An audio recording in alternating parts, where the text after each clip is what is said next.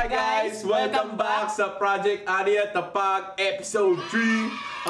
Pala si Rap at ito nga pala yung pinsang ko si Vince. At ano nga pala lulutuin natin? Magluluto tayo ng pesto pasta. Pesto pasta. Ano yun? Spinach na naman. Healthy na naman tayo. Nakakainis na yung ganun eh. Healthy na naman. Pero imbis na spinach, gagamit tayo ng talinum. Talinum? Talinum. Ano yan? Ito, talinum. Akala ko yung foil. Hindi, yung dahon. Pero kilala rin siya as Philippine spinach. Ano pa yung context ng bakit natin ito yung gagamitin natin? Well, madali din siyang patubuin. Mostly nakikita din siya sa Northern Luzon at Visayas. Minsan ginagamit siya sa mga soups, stews, and other ingredient din para sa mga ulam. Nagko-contain din siya ng vitamin A, vitamin C, iron, and calcium. So, sabi mo parehas na naman to sa other dishes na niluto mo sa akin? Yes, parehas sila sa lagikway at sa other dishes na nagawa natin nung episode 1 at episode 2. Ayos So, healthy talaga. So, parang meron akong nakikitang pattern dito kasi porket na malaki ako ngayon. So, run me down nga sa ingredients natin dito. Well, first off, ang talinum natin, yung gagamitin natin as spinach. Tapos, kailangan din natin ng grated cashew nuts, garlic, and white onion. Huwag mo din kakalimutan, or wag natin kakalimutan yung 1 cup ng pinagkuluan ng pasta. Para to dun sa pesto natin mamaya. And olive oil. Yun. So, tara. Tuloy na natin. Gutom na ako eh. So, paano ba lutuin yung pesto na gagawin mo? Yung pasta? Well, first off, pagluluto tayo ng pasta. Magpakulo tayo ng water. Lagpas sa mga kalahati ng kawali. Yung malulubog lang yung mismong pasta natin para maluto siya. Tapos, pag nag-boil na, kumulo na yung water nyo, maglalagay tayo ng salt. To taste lang naman yung salt, like pinch.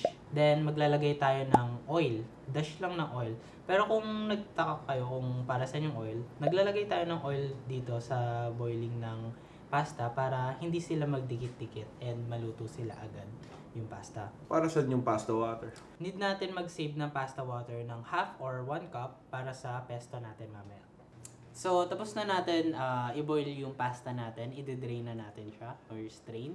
Pero after natin siya i-strain, ibabad natin siya or ipadaan natin siya sa running water or tap water or cold water para hindi magdikit-dikit yung pasta natin. So, yung next natin na gagawin is yung talinong pesto natin. So, kailangan natin ng food processor. Pero wala namang problema kung wala kayong food processor sa bahay nyo. Pwede naman tayong gumamit ng mortar and pestle.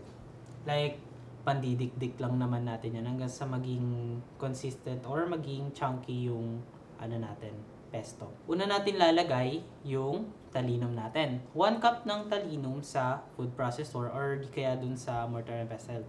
Tapos i-grind lang natin yon hanggang sa ma-mince yung talinum. Tapos next natin na ilalagay yung cashew nuts na grated na. Tapos ihahalo lang natin siya doon hanggang sa ma-mince din. Mag-a-add lang tayo ng olive oil for consistency para madurog or mahalo lang yung olive oil doon sa pesto hanggang sa maging ganito na yung texture niya na chunky. Pero depende din sa inyo kung gusto niyo ng chunky or yung mas durog na pesto. So, magpainit tayo ng pan.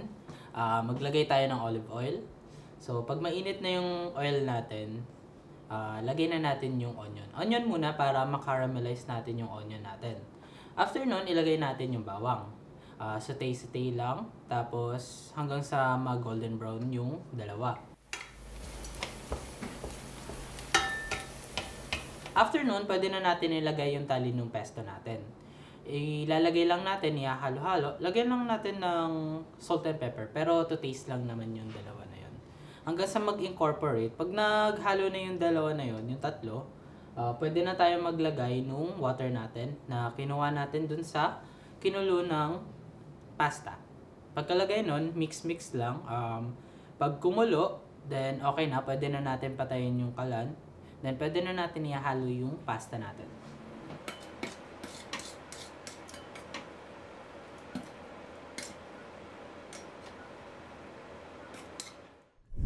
Sobrang easy pala na niluto mo, no? Ang bilis Basic niya na basic lang. Oh, grabe, no? Parang yun yung, yung niluto mo ng first 2 episodes, yung no? Lagikway at Kulitis, no? Eh di parang ganun rin yun, no? Bilis lang rin pala i-cultivate yan, no? Sobrang bilis din. Oo. Same na same lang silang tatlo. Sobrang resilient rin, no? Like, kailangan mo na ng water, kailangan mo na ng, ng Sunlight. magandang pwesto, tapos sunlight. Oh, okay na siya. Pwede mo na ano siya eh. i-cultivate sa bahay nyo. Oh, if ever gusto nyo malaman yon, go lang kayo sa aniattapag.com.